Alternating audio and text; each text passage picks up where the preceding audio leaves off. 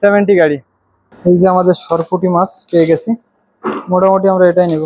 যে আমরা কি মাছ কিনি আমাদের সাথে থাকলে অবশ্যই দেখতে হবে। মোটামুটি ওমানে কিন্তু এইভাবে মাছ কাটা হয়। Guys, welcome to my new another video. আর আমি আশরাফুল এই মুহূর্তে একটা জায়গায় দাঁড়ায় আছি। সেটা মানে কি বলবো, মানে অসম্ভব সুন্দর লাগছে আমার কাছে। মানে একদম বাংলাদেশি পরিবেশ আমার কাছে যেটা মনে হচ্ছে।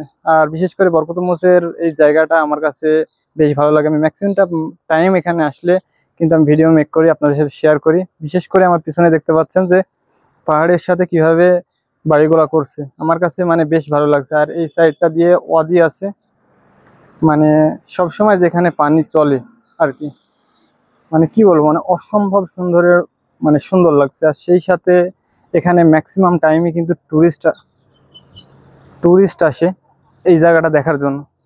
সো কার কাছে কেমন লাগছে অবশ্যই জানাবেন। আর আমার চেনা পরিচিত বিশেষ করে বাংলাদেশিরা প্রচুর পরিমাণে চিনে যে জিনিসটা, এই সাইডে এই যে পাহাড়ের সাথে সব বাবলা গাছ, মোটামুটি আমার কাছে বেশ মানে এই জিনিসটা খুব ভালো লাগে।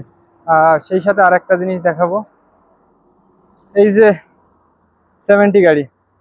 মোটামুটি আমি ওমানে আসার পর থেকে একটা জিনিস লক্ষ্য করি যে এখানে কিন্তু পর্যাপ্ত পরিমাণ 70 গাড়ির আপনি মানে আনাগোনা দেখতে পাবেন। আমার কাছে বেশ ভালো লাগে বিষয়টা।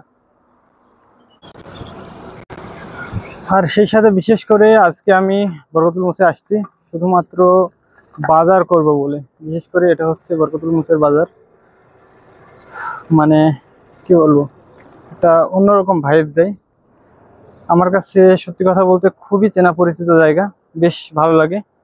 এই সাইডটায় আছে মাছের দোকান, এই সাইডটাই আমরা এখন এই সাইডে যাব। সো কেমন লাগছে পরিবেশটা অবশ্যই জানাবেন।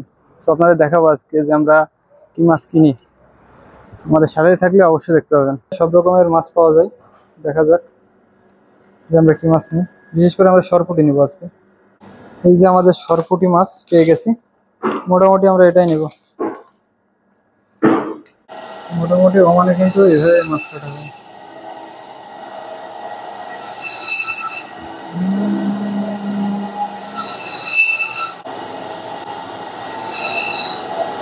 বিশেষ করে আমার পিছনে দেখতে পাচ্ছেন যে পাহাড়ের সাথে কিভাবে বাড়িগুলা করছে, আমার কাছে মানে বেশ ভালো লাগছে। আর এই সাইডটা দিয়ে ওয়াদি আছে, মানে সবসময় যেখানে পানি চলে আর কি, মানে কি বলবো, মানে অসম্ভব সুন্দরের মানে সুন্দর লাগছে। আর সেই সাথে এখানে ম্যাক্সিমাম টাইমই কিন্তু